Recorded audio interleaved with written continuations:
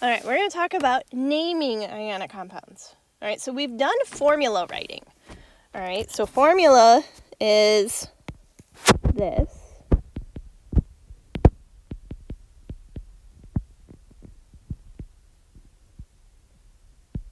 NaCl. The name is sodium chloride. All right, so we're going to talk about the rules that go into creating this. All right, because we already know the rules for writing the formula. All right, if you remember, the formula was metal first and cancel out your charge. All right, so sodium has to come first, and then sodium is +1, chlorine is -1. So that's why there's 1 sodium and 1 chlorine. All right, so now we're going to talk about how you deal with writing that name out. All right, so why is it sodium chloride and not sodium chlorine? Things like that.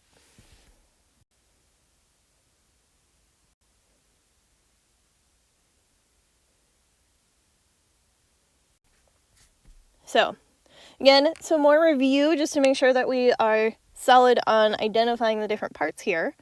All right, ionic compounds. I'm going to say this over and over and over again. They're due to that electrostatic attraction between the positive and the negative ion. All right, you want to remember that metals form positive ions, nonmetals form negative ions. And something else you're going to want to kind of review here is what type of ion is this? Since it has not a single atom, but, phosphorus and oxygen. All right, so keep in mind, we are also going to discuss how you deal with polyatomic ions. All right, these are your monatomic ions. Metals are positive, nonmetals are negative, and then your polyatomic ions are the ones that have more than one atom in there.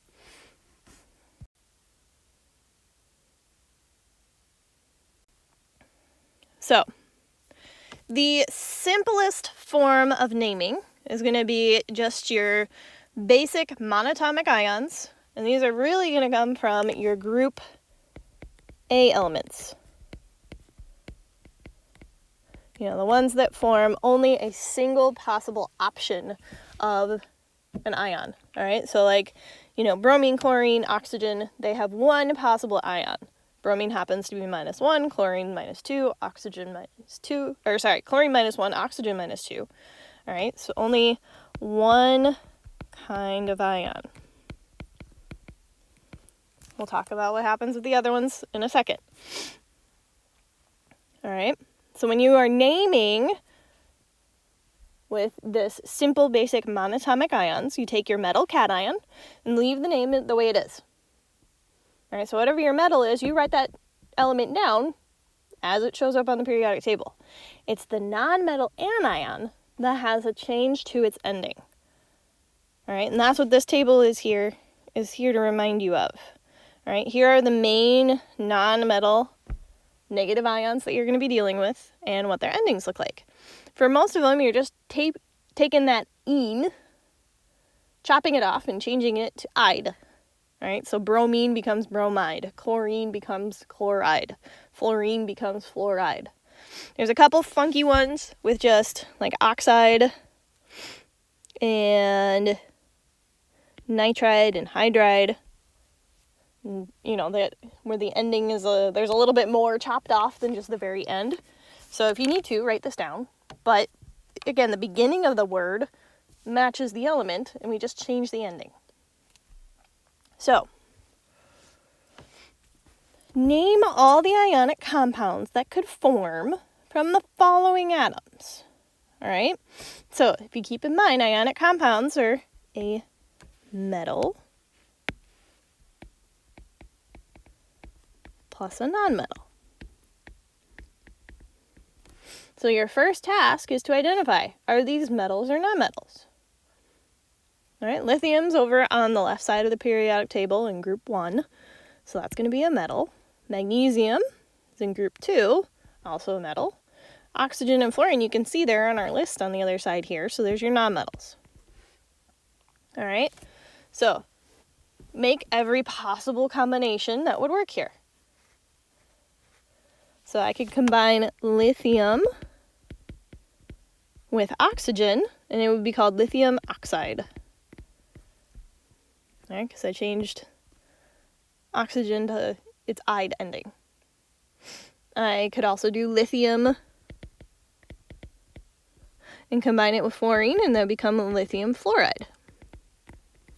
All right, you try. What will magnesium and oxygen be named when it forms an ionic compound?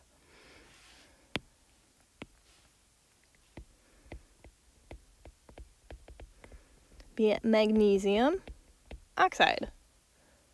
All right, hopefully this last one's really easy. Magnesium fluoride.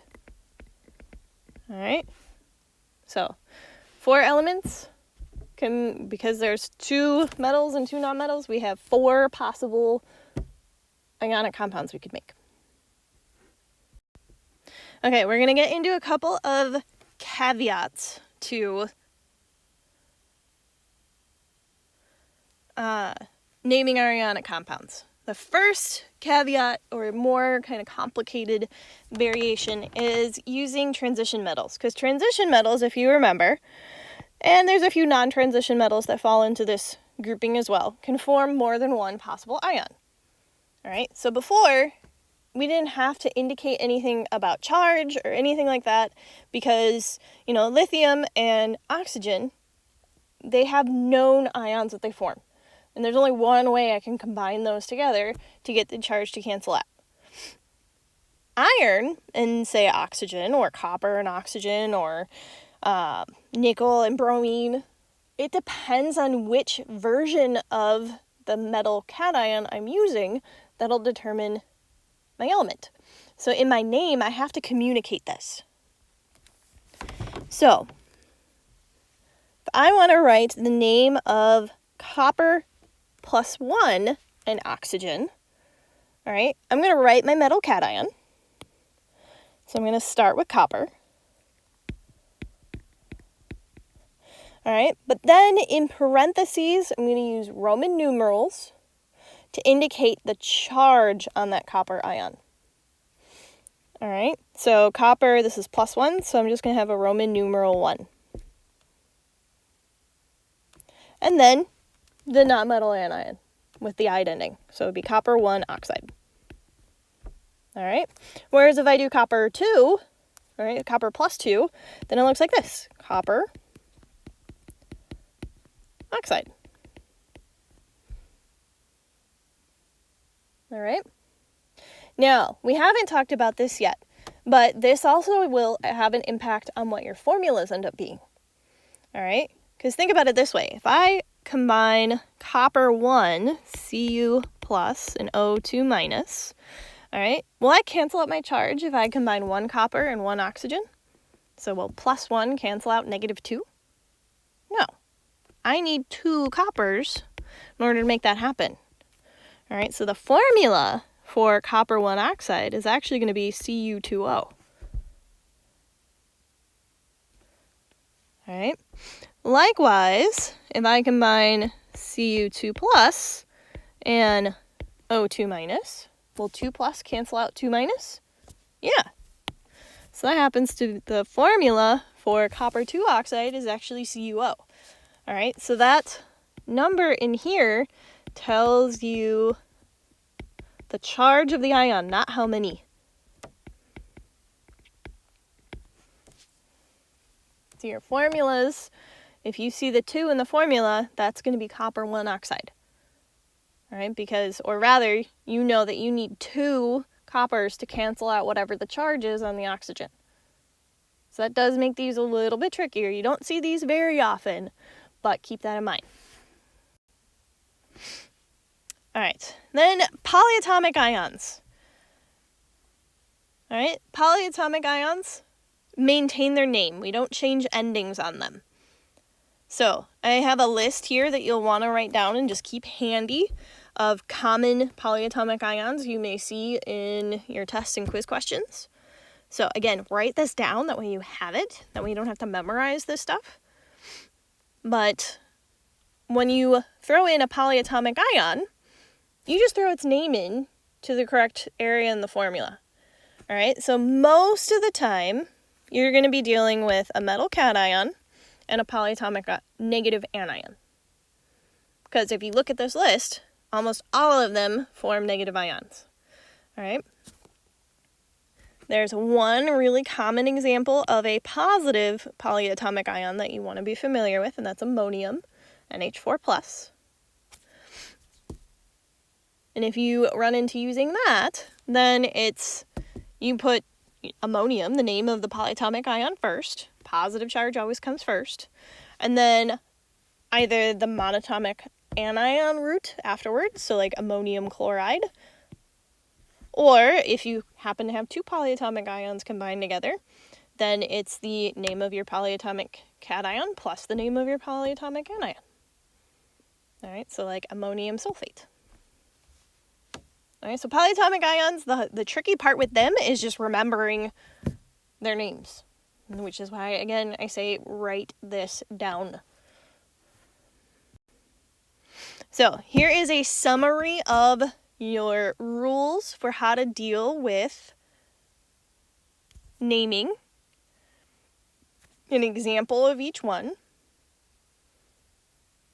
All right. So again, you can kind of see here, we've got iron 2 oxide, all right? That doesn't have anything to do with the numbers in the formula. That's just telling you that this is Fe2+, and then it's attached to that O2-,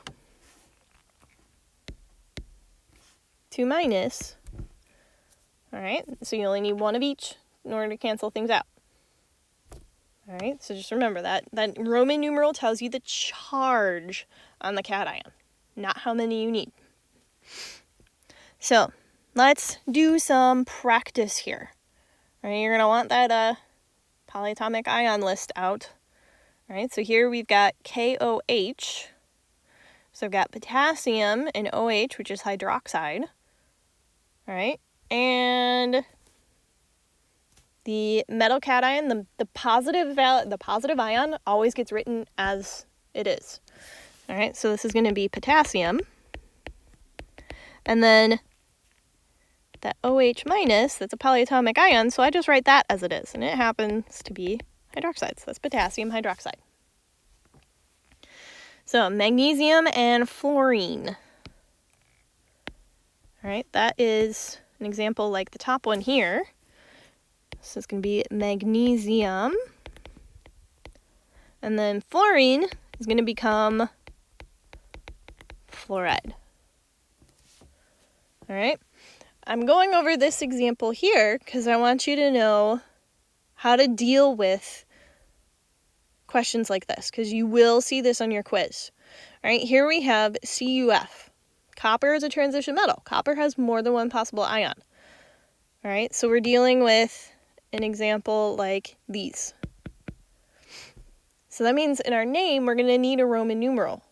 All right, but this time it didn't tell us which version of copper we're dealing with. We can, however, still figure it out. All right, so fluorine is in group 7A. All right, group 7A atoms always form -1 ions. So we have Cu, our copper, attached to an F-. So what charge does copper have to have if I only need one to cancel out the negative charge on the fluorine? +1. All right, if I had copper +2 here, I'd have too much positive charge, and my formula would be different. So because the formula is 1 copper and 1 fluorine, that means I have to be working with the copper that has a charge of only +1. Which means my name is going to be copper 1 fluoride.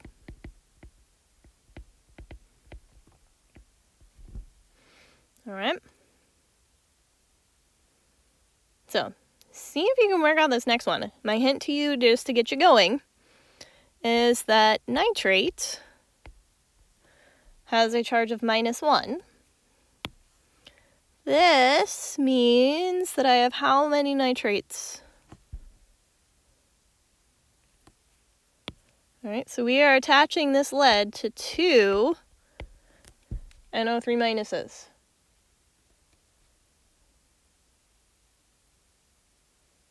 So what charge does that lead have to have?